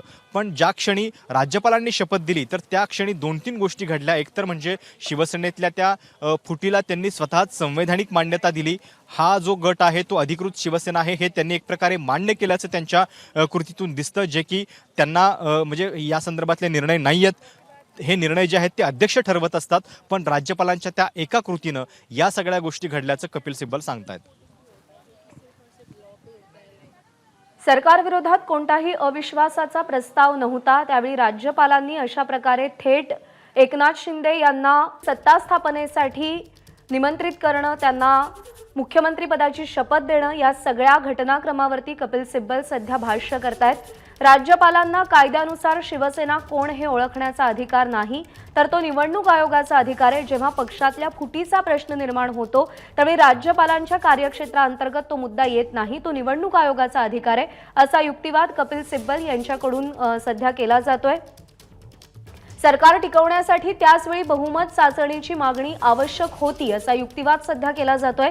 मात्र हा एक मोठा कट होता जो आधीपासूनच रचला गेला असा युक्तिवाद कपिल सिब्बल यांनी केलेला आहे. बहुमत चाचणीची मागणी होते, मात्र अपात्रतेचा निर्णय होत नाही असा युक्तिवाद सुद्धा कपिल सिब्बल सध्या करतायत। सरकार टिकवण्यासाठी त्याच वेळी बहुमत चाचणीची मागणी आवश्यक होती असा युक्तिवाद कपिल सिब्बल करतायत। आणि एक महत्त्वाचा मुद्दा पुन्हा एकदा त्यांनी मांडलेला आहे की हा एक खूप मोठा कट होता जो आधीपासूनच रचला गेला असं सुद्धा कपिल सिब्बल सध्या म्हणतात। प्रशांत, यामध्ये एक प्रश्न असा उपस्थित होतो की बहुमत चाचणीसाठी निमंत्रित केलं गेलं किंवा सरकार स्थापनेचा दावा केला गेला त्याच्या आधी उद्धव ठाकरे यांनी राजीनामा दिलेला होता। ज्यावेळी एक विद्यमान मुख्यमंत्री राजीनामा देतो त्यावेळी राज्यपालांना नवीन सरकार स्थापनेचं निमंत्रण देण्याचा अधिकार असतो की नाही या संदर्भात कायदेतज्ञ नेमकं काय सांगतात? मुळामध्ये या सगळ्या घटनाक्रमामध्ये अपेक्षित कृती काय पाहिजे होती हे कपिल सिब्बल कोर्टाला सांगतायत। त्यांचं म्हणणं असं होतं की जर मेजॉरिटी संदर्भातली चिंता वाटते किंवा त्याच्या संदर्भातले जर प्रश्न उपस्थित झालेले आहेत तर सरकारविरोधात अविश्वास प्रस्ताव यायला पाहिजे होता आणि त्या प्रस्तावामध्ये कळलं असतं की सरकार टिकतंय किंवा नाही किंवा सरकारकडे बहुमत आहे की नाही, पण ते झालं नाही। त्याच्या आधी म्हणजे अविश्वास प्रस्ताव भाजपनं सुद्धा आणलेला नाहीये हे सुद्धा कपिल सिब्बल सांगतायत आणि तो न आणता राज्यपालांनी थेट शपथविधीसाठी बोलावलं आणि त्यामुळं हे अविश्वास प्रस्ताव न आणणं हे सगळं एका कटाचा भाग होतं। हे सगळं आधीच ठरलेलं होतं आणि त्याचमुळं हे लोक जे आहेत ते गुजरात आणि आसाममध्ये निघून गेलेले होते आणि त्याचमुळं अविश्वास प्रस्ताव न आणता थेट राज्यपालांच्याकडे बहुमताचा दावा करून हे सरकार जे आहे ते बनवलं गेलेलं आहे हे सांगण्याचा प्रयत्न या ठिकाणी कपिल सिब्बल करतायत आणि त्यामुळे एक प्रकारे राज्यपालांची ही कृती जी आहे ती या सगळ्या दरम्यान कशी चुकीची होती हे सांगण्याचा प्रयत्न कपिल सिब्बल करतायत। बरोबर आहे। 30 तारखेला राज्यपालांनी मुख्यमंत्री आणि उपमुख्यमंत्र्यांना पदाची शपथ दिली। त्यानंतर विधानसभेचं एक खास अधिवेशन 2 दिवसीय अधिवेशन बोलवण्यात आलं। त्याच्यामध्ये फ्लोअर टेस्ट झाली आणि विधानसभा अध्यक्षांची निवड सुद्धा झाली। पण राज्यपालांना असा कोणताही अधिकार नव्हता। सरकार विरोधात जिकडे अविश्वासाचा प्रस्तावच आलेला नव्हता किंवा सरकारचं बहुमत गेलंय की नाही हेच सिद्ध झालेलं नव्हतं त्यावेळी राज्यपालांना शपथ देण्याचा अधिकार नव्हता। त्यावेळी राज्यपालांना कोणताही निर्णय घेण्याचा अधिकार नव्हता। राज्यातलं सरकार जर पडत असेल तर ते वाचवणं हे राज्यपालांचं काम असतं असा युक्तिवाद सध्या कपिल सिब्बल यांच्याकडून केला जातोय। जेव्हापासून सुनावणी सुरू झालेली आहे तेव्हापासूनच राज्यपालांचे अधिकार, राज्यपालांचा हेतू, राज्यपालांची भूमिका आणि राज्यपालांचे निर्णय याच्यावरती सध्या कपिल सिब्बल भाष्य करतायत। कपिल सिब्बल यांचा युक्तिवाद काय झाला आपण पाहतोय। पक्षाध्यक्ष ठाकरे असताना शिंदेंना भेटीची वेळ कशी दिली हा एक मुद्दा कपिल सिब्बल यांनी उपस्थित केलाय। कायदेशीर सरकार राज्यपालांच्या निर्णयानं पडलं असंही कपिल सिब्बल म्हणतात। सरकार स्थापनेसाठी शिंदे भाजप हे राज्यपालांकडे गेले म्हणजे राज्यपालांनी बंडखोरांना एक प्रकारे वैधता मिळवून दिली। राज्यपालांनी घटनेच्या चौकटीत राहून काम करणं गरजेचं आहे। निर्णय अध्यक्षांनी घ्यावा की नाही हे पाहण्यात आता अर्थ नाही। याच कोर्टानं अपात्रतेचा निर्णय घ्यावा असंही कपिल सिब्बल आवाहन करतायत। राज्यपालांच्या निर्णयाची समीक्षा व्हायला हवी अशी मागणी कपिल सिब्बल यांची आहे। राज्यपाल कोणतीही गोष्ट गृहीत धरू शकत नाहीत असा एक महत्त्वाचा मुद्दा कपिल सिब्बल यांनी मांडलाय। राज्यपाल सरकार पाडण्यास मदत करू शकत नाहीत असंही ते म्हणतात। राज्यपालांचा हेतू, निर्णय, राज्यपालांनी दिलेले आदेश या सगळ्याची समीक्षा सध्या केली जाते आणि आणखी एक महत्त्वाचा मुद्दा, अशा पद्धतीनं प्रतोदांची नेमणूक होत नाही। भरत गोगावले यांची प्रतोदपदी नेमणूक ही आसाममधून झाली। अशा प्रकारे कोणाचीही नेमणूक होऊ शकत नाही। मात्र नव्या अध्यक्षांनी या नेमणुकीला मान्यता दिल्याचं सुद्धा कपिल सिब्बल म्हणतात। सुनील प्रभू जे ठाकरे गटाचे प्रतोद होते त्याला काउंटर म्हणून शिंदे गटाकडून गुवाहाटीमधून भरत गोगावले यांना प्रतोद पद दिलं गेलं, पण अशा पद्धतीनं कोणतीही नेमणूक होत नाही। मात्र नव्या अध्यक्षांनी या नेमणुकीला मान्यता दिली असंही कपिल सिब्बल म्हणतात। प्रशांत कदम यांच्याकडे जाऊयात। प्रशांत, प्रतोद पदाचा मुद्दा आता उपस्थित केला जातोय, काय म्हणणं आहे कपिल सिब्बल यांचं?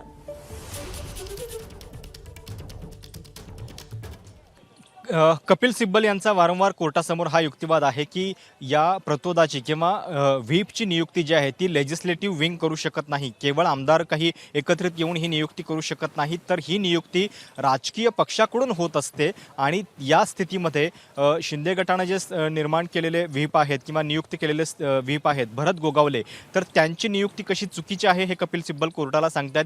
त्यांचं म्हणणं आहे की त्यांची नियुक्ती पण आसाममधून झाली आणि तिथून त्यांची नियुक्ती झाली जी नव्या विधानसभा अध्यक्षांनी तातडीनं मान्य पण केली आणि मग आमच्या बाजूचे जे आमदार आहेत शिवसेनेचे त्यांना अपात्रतेच्या नोटिसा गेलेल्या आहेत. त्यांनी कोर्टाला विनंती केलेली आहे की जर कोर्ट या गोष्टीला लक्षात घेत असेल आणि जर तुम्ही हे मान्य करत असाल की अशा पद्धतीनं व्हीपची नियुक्ती होणं हे नियमबाह्य आहे, हे चुकीचं आहे, तर आमच्या आमदारांना आलेल्या अपात्रतेच्या नोटिसा ज्या आहेत त्या तातडीनं रद्दबातल ठरवल्या पाहिजेत. ही विनंती कपिल सिब्बल यांनी कोर्टाला केलेली आहे.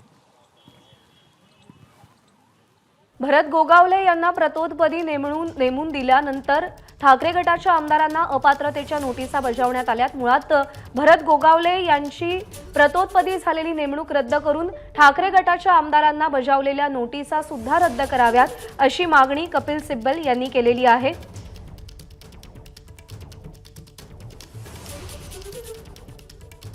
कपिल सिब्बल यांचा सध्या युक्तिवाद कोर्टामध्ये सुरू आहे. बहुमत नाही असा प्रस्ताव भाजपनं मांडलेला नव्हता, पण त्यानंतर सुद्धा जर सरकार पडलं असेल तर त्यामध्ये राज्यपालांची भूमिका, त्यांचा निर्णय अत्यंत महत्त्वाचा ठरतो आणि त्याची समीक्षा झाली पाहिजे अशी भूमिका कपिल सिब्बल हे मांडतायत. ज्यावेळी हे सगळं बंड सुरू झालं त्यानंतर विधिमंडळ पक्षाचा मुद्दा उपस्थित झाला. ठाकरे गटाकडून सुनील प्रभू हे प्रतोद होते, तर त्याला काउंटर म्हणून आसाममधून भरत गोगावले यांना प्रतोदपदी शिंदे गटाकडून नेमणूक देण्यात आली आणि त्यानंतर ठाकरे गटाच्या आमदारांना अपात्रतेच्या नोटिसाही बजावल्या गेल्या.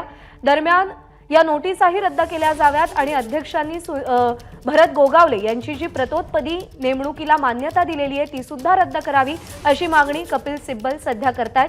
प्रतोदपद हे विधिमंडळामध्ये अत्यंत महत्त्वाचं असतं, कारण का व्हीप जारी करण्याचा अधिकार त्यांच्याकडे असतो. त्यामुळे ही जी नेमणूक करण्यात आलेली आहे ती रद्द केली जावी अशी मागणी कपिल सिब्बल यांच्याकडून केली जाते. राज्यपालांचे अधिकार, राज्यपालांच्या कार्यकक्षा, त्यांचे अधिकार या सगळ्या संदर्भात सध्या कपिल सिब्बल भाष्य करतायत. राज्यघटनेच्या 10व्या अनुसूची अंतर्गत अपात्रतेसंदर्भातला निर्णय हा अध्यक्षांनी घ्यायचा असतो, पण आता अध्यक्षांचं मत विचारात न घेता याच न्यायालयानं अपात्रतेसंदर्भातला निर्णयही द्यावा अशी मागणी कपिल सिब्बल सध्या कोर्टामध्ये करतायत.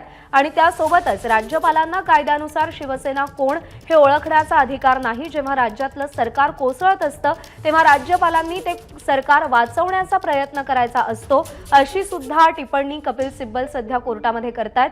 आपण पुन्हा एकदा जाऊयात. प्रशांत कदम सध्या आपल्यासोबत आहेत. प्रशांत,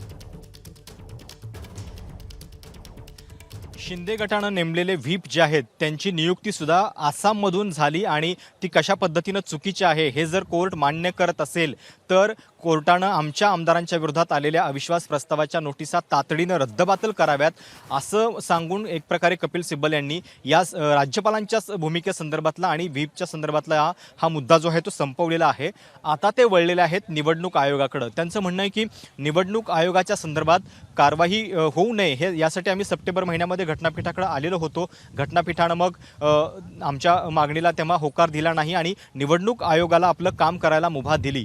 पण याच्यामध्ये प्रॉब्लेम काय झाला हे कपिल सिब्बल आता कोर्टाला सांगतायत. त्यांचं म्हणणं आहे की मुळामध्ये हे जे 38-39 आमदार आहेत की ज्यांच्या विरोधात अपात्रतेची नोटीस प्रलंबित आहेत तर ते म्हणजे त्यांची अपात्रता वैध आहे की अवैध याचा निर्णयच अजून कोर्टात आलेला नाहीये. पण या संख्येच्या आधारावरती म्हणजे 40 लोक या बाजूला आहेत म्हणून निवडणूक आयोगानं आपला निर्णय जो आहे तो दिला आणि त्यामुळे हे कसं चुकीचं आहे, घटनाबाह्य आहे आणि आमच्या विरोधात केवढा मोठा अन्याय झालेला आहे निवडणूक आयोगाच्या या निकालामुळं हे कपिल सिब्बल कोर्टाला सांगतायत. की त्यांचं म्हणणं आहे की असं कसं काय होऊ शकतं की जे 38-39 लोक नेमके ऑर्गनायझेशनमध्ये आहेत की नाहीत, शिवसेनेमध्ये आहेत की नाहीत, ते हेच अजून कोर्टामध्ये डिसाईड होणं बाकी आहे. कारण त्यांना या सगळ्या 10th शेड्यूलनुसार केवळ विलिनीकरण हाच एक याच्यामध्ये बचाव आहे आणि त्या संदर्भातला मुद्दा अजून डिसाईड व्हायचा आहे. मग जेव्हा हा मुद्दाच डिसाईड झालेला नाहीये आणि ज्या लोकांच्यावरती अपात्रतेची कारवाई टांगती तलवार आहे तर त्या लोकांचं बहुमत गृहीत धरून निवडणूक आयोगानं कसा काय निकाल दिला हा कपिल सिब्बल यांचा युक्तिवाद आहे. निवडणूक आयोगाच्या मुद्द्यावरती कपिल सिब्बल सध्या भाष्य करतायत. विधिमंडळातलं बहुमत निवडणूक आयोगानं लक्षात घेतलं, पण ज्यांच्यावरती अपात्रतेची टांगती तलवार आहे त्यांचं मत कसं काय वैध ठरू शकतं असा मुद्दा कपिल सिब्बल सध्या उपस्थित करतायत. अपात्रतेच्या निर्णयापर्यंत राज्यपालांनी निर्णय घ्यायला नको होते असं सुद्धा कपिल सिब्बल सध्या कोर्टामध्ये सांगतायत. कोर्टाच्या निर्णयानुसार निर्णय व्हायला हवा होता. गोगावलेंची प्रतोद म्हणून नेमणूक थेट आसाममधून झाली. भरत गोगावले प्रतोद बनल्यानंतर ठाकरे गटाच्या आमदारांना नोटिसा पाठवल्या गेल्या. ती नेमणूक रद्द करत या नोटिसाही रद्द कराव्यात असं आवाहन सध्या कपिल सिब्बल यांच्याकडून कोर्टामध्ये केलं जाते। शिंदे गटानं कोर्टाच्या निर्णयाचा गैरवापर केलाय असंही कपिल सिब्बल म्हणतात। हाच मुद्दा घेऊन पुन्हा एकदा प्रशांतकडे जाते। प्रशांत, कोर्टाच्या निर्णयाचा शिंदेंनी गैरवापर केला असा युक्तिवाद कपिल सिब्बल सध्या करतायत।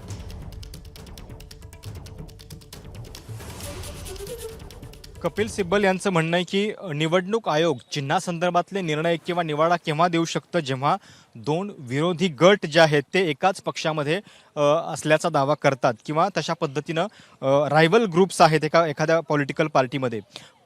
सिब्बल यांचं म्हणणं आहे की मुळामध्ये शिवसेनेमध्ये अशा पद्धतीनं दुसरा कुठला गटच अस्तित्वात नाहीये।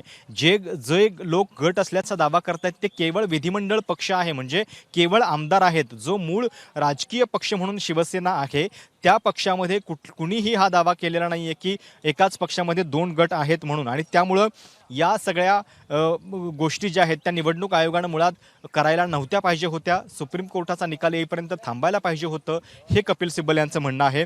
धनंजय चंद्रचूड न्यायमूर्ती त्यांना विचारतायत की म्हणजे इलेक्शन कमिशनला या अशा रायव्हल ग्रुपची कल्पना नव्हती का?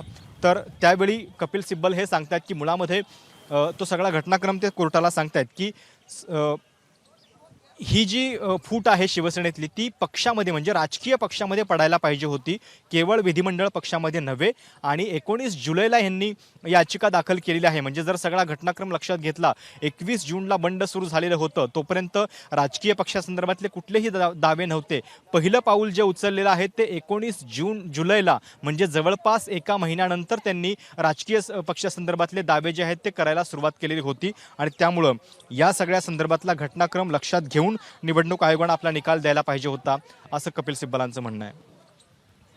म्हणजे विधिमंडळातल्या 39 आमदारांचा हा मुद्दा आहे। विधिमंडळातले 39 आमदार हे बाजूला झालेले आहेत, पण मूळ पक्षामध्ये कोणत्याही प्रकारची फूट पडलेली नव्हती। राजकीय पक्षामध्ये कोणत्याही प्रकारची फूट पडलेली नव्हती। दोन गट हे निवडणूक आयोगासमोर राजकीय पक्षातले आलेले नव्हते। त्यामुळे केवळ 39 आमदारांच्या संख्याबळावरती शिंदेंना पक्षचिन्ह आणि पक्षाचं नाव मिळालेलं आहे असा युक्तिवाद सध्या कपिल सिब्बल यांच्याकडून केला जातोय। दोन गटांसंदर्भात आयोगाला माहिती नव्हती का असा सवाल आता सरन्यायाधीशांकडून कपिल सिब्बल यांना उपस्थित केला जातोय। निवडणूक आयोगामध्ये 19 जुलै रोजी याचिका दाखल झाली, म्हणजे हे बंड सुरू झाल्यानंतर तब्बल महिनाभरानंतर ही याचिका दाखल झाली। राजकीय पक्षासंदर्भातले दावे प्रतिदावे हे महिनाभरानंतर केले गेले। त्याच्या आधी राजकीय पक्षामध्ये दोन गट निर्माण झालेले नव्हते असा युक्तिवाद कपिल सिब्बल यांच्याकडून केला जातोय। निवडणूक आयोगामध्ये जो युक्तिवाद झाला आणि निवडणूक आयोगाने जो निर्णय दिला या संदर्भात कपिल सिब्बल सध्या भाष्य करतायत। शिवसेना पक्षाची एकही बैठक बोलावली गेलेली नव्हती, राजकीय पक्ष म्हणून कोणतीही बैठक झालेली नव्हती, बैठकीबाबत कुणाला सूचितही केलं गेलं नाही असंही कपिल सिब्बल युक्तिवाद करताना म्हणतायत। निवडणूक आयोगामध्ये 19 जुलै रोजी याचिका दाखल झाल्याचंही कपिल सिब्बल आपल्याला सांगतायत। पुन्हा एकदा जाऊयात प्रशांत कदम यांच्याकडे। प्रशांत,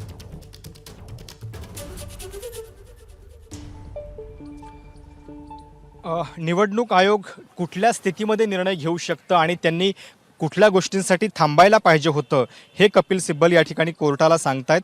आणि त्यांचं म्हणणं हेच आहे की केवळ 38-39 आमदार म्हणजे सगळा पक्ष नव्हे आणि जो मूळ राजकीय पक्ष आहे शिवसेना त्याच्यामध्ये जर कुठलाही फुटीचा दावा नव्हता तर अशा पद्धतीनं तातडीनं निर्णय देण्याची घाई जी आहे ती निवडणूक आयोगानं करायला नको पाहिजे होती, हे कपिल सिब्बल कोर्टाला सांगतायत। आणि तो जो सगळा घटनाक्रम आहे की बंडानंतर 1 महिन्यांनी त्यांनी निवडणूक आयोगामध्ये धाव घेतली, तर त्या दरम्यानचे मुद्दे जे आहेत ते अजूनही कोर्टामध्ये प्रलंबित आहेत।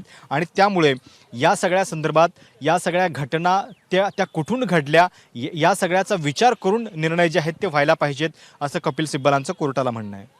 महत्त्वाच्या 3 मुद्द्यांवरती कपिल सिब्बल यांच्याकडून युक्तिवाद सुरू आहे। सगळ्यात पहिल्यांदा कपिल सिब्बल यांनी राज्यपालांचे अधिकार, त्यांचं कार्यक्षेत्र, त्यांनी घेतलेले निर्णय, आदेश याच्यावरती युक्तिवाद केला। जर राज्यातलं सरकार कोसळत असेल तर राज्यपालांनी ते वाचवण्याचा प्रयत्न करायला हवा होता। ज्यावेळी सरकार विरोधात कोणताही अविश्वासाचा प्रस्ताव नसतो त्यावेळी राज्यपालांना दुसरं सरकार स्थापन करण्यासाठी निमंत्रित करता येत नाही असा युक्तिवाद कपिल सिब्बल यांच्याकडून केला गेला। त्याच्यानंतर प्रतोदपदी जी नेमणूक झाली त्याच्यावरती कपिल सिब्बल यांनी भाष्य केलं।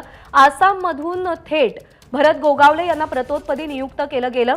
अशी नेमणूक करता येत नाही. विधानसभा अध्यक्षांनी सुद्धा या नेमणुकीला मान्यता दिली. या नेमणुकीनंतर ठाकरे गटाच्या आमदारांना नोटिसा पाठवण्यात आल्या. त्या नोटिसा आणि भरत गोगावलेंची प्रतोदपदी झालेली नेमणूक या दोन्हीही रद्द कराव्यात अशी मागणी कपिल सिब्बल यांनी युक्तिवादादरम्यान केलेली आहे. त्याच्यानंतर आता निवडणूक आयोगानं जो निर्णय घेतलेला आहे त्या संदर्भात कपिल सिब्बल भाष्य करतायत. ज्यावेळी हे सगळं बंड सुरू झालं त्यावेळी विधिमंडळातले आमदार फुटून बाहेर गेलेले होते. मूळ राजकीय पक्षामध्ये कोणतीही रायव्हरली नव्हती. तर मग राजकीय पक्षामध्ये फूट पडलेली नसताना निवडणूक आयोगानं निर्णय देण्याची घाई का केली? बंड सुरू झाल्यानंतर 1 महिन्यानंतर निवडणूक आयोगामध्ये शिंदे गटाच्या वतीनं याचिका दाखल करण्यात आली.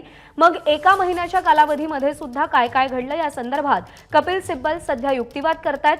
अपात्रतेचा जो मुद्दा आहे, ज्या आमदारांवरती अपात्रतेची टांगती तलवार आहे, ते आमदार राज्यपालांकडे गेल्यानंतर मुख्यमंत्री एकनाथ शिंदे आणि उपमुख्यमंत्री देवेंद्र फडणवीस हे ज्यावेळी राज्यपालांकडे गेले त्यावेळी 16 आमदारांवरती ज्यावेळी अपात्रतेची टांगती तलवार होती त्यांना एक प्रकारे वैधता राज्यपालांनी प्राप्त करून दिली. अशा प्रकारचा युक्तिवाद सुद्धा कपिल सिब्बल यांच्याकडून केला जातो आणि त्यामुळे आता आमदारांच्या अपात्रतेसंदर्भातला जो निर्णय आहे तो निर्णय अध्यक्षांच्या अखत्यारीत न होता त्या संदर्भातला निर्णय न्यायालयानंच घ्यावा अशी मागणी सुद्धा कपिल सिब्बल यांनी युक्तिवादादरम्यान केलेली आहे. 3 महत्त्वाचे मुद्दे, राज्यपालांचे अधिकार, प्रतोदपदाची नेमणूक आणि निवडणूक आयोगानं दिलेला निर्णय, या 3 मुद्द्यांवरती कपिल सिब्बल यांनी आपला युक्तिवाद सध्या सुरू ठेवलेला आहे. निवडणूक आयोगाच्या निर्णयासंदर्भात कपिल सिब्बल सध्या भाष्य करतायत. जर मूळ राजकीय पक्षामध्ये कोणतीही फूट पडलेली नव्हती तर निवडणूक आयोगानं अशा प्रकारचा निर्णय का घेतला? 39 आमदारांचा आकडाच फक्त लक्षात घेतला गेला का? जे फुटून बाहेर गेले ते आमदार आहेत, राजकीय पक्षामध्ये कोणतीही फूट पडलेली नाही असा युक्तिवाद सध्या कपिल सिब्बल यांच्याकडून केला जातोय. निवडणूक आयोगानं जो निर्णय दिला त्या संदर्भात कपिल सिब्बल सध्या जोरदार युक्तिवाद करतायत. पक्षाची एकही बैठक बोलावली गेली नाही. बैठक न बोलवताही बैठकीचे तपशील आयोगाला कळवले गेले असाही युक्तिवाद कपिल सिब्बल यांच्याकडून केला जातोय. प्रतिनिधी सभा घेतल्याचा दावा कपिल सिब्बल सध्या करतायत. राज्यपालांच्या अधिकारांसंदर्भात कपिल सिब्बल यांनी बराच वेळ खल केलेला आहे. सर्वंकष विचार करून त्यांनी युक्तिवाद केलेला आहे. राज्यपालांना कायद्यानुसार शिवसेना कोण हे ठरवण्याचा अधिकार नाही. तो अधिकार निवडणूक आयोगाच्या अखत्यारीत येतो. जेव्हा एखाद्या पक्षामध्ये 2 गट निर्माण होतात, वाद निर्माण होतो, त्यावेळी राज्यपालांच्या कार्यक्षेत्रामध्ये त्यांच्या अधिकार कक्षेमध्ये हा अधिकार नसतो. तो अधिकार निवडणूक आयोगाला असतो. शिवसेनेचे अध्यक्ष उद्धव ठाकरे होते. मग राज्यपालांनी कोणत्या अधिकारानं एकनाथ शिंदेंना मुख्यमंत्री म्हणून शपथ दिली असाही सवाल कपिल सिब्बल यांनी युक्तिवादादरम्यान उपस्थित केलाय. तर आतापर्यंत कपिल सिब्बल यांनी युक्तिवादादरम्यान कोणकोणते महत्त्वाचे मुद्दे मांडले आपण पाहतोय. पक्षाध्यक्ष ठाकरे असताना शिंदेंना भेटीची वेळ कशी दिली गेली, त्यांना शपथ कशी दिली गेली. कायदेशीर सरकार राज्यपालांच्या निर्णयानं पडलं. सरकार स्थापनेसाठी शिंदे आणि भाजप राज्यपालांकडे गेले. म्हणजे राज्यपालांनी बंडखोरांना एक प्रकारे वैधता मिळवून दिली. राज्यपालांनी घटनेच्या चौकटीत राहून काम करणं गरजेचं होतं, अपेक्षित आहे. निर्णय अध्यक्षांनी घ्यावा की नाही हे पाहण्यात आता अर्थ नाही. याच कोर्टानं अपात्रतेचा निर्णय घ्यावा अशी मागणी कपिल सिब्बल करतायत. राज्यपालांच्या निर्णयाची समीक्षा व्हायला हवी असंही त्यांचं मत आहे. राज्यपाल कोणतीही गोष्ट गृहीत धरू शकत नाहीत, प्रिज्युडाईज करू शकत नाहीत. राज्यपाल सरकार पाडण्यास मदत करू शकत नाहीत. राज्यपालांचे अधिकार, त्यांची कर्तव्य या संदर्भात कपिल सिब्बल बोलतायत. राज्यपाल हे घटनात्मक पद आहे आणि त्यांनी सरकार पडण्यापासून वाचवलं पाहिजे. राज्यपाल सरकार पाडण्यास मदत करू शकत नाहीत. महाविकास आघाडीकडे 123 आणि अपक्ष असं संख्याबळ होतं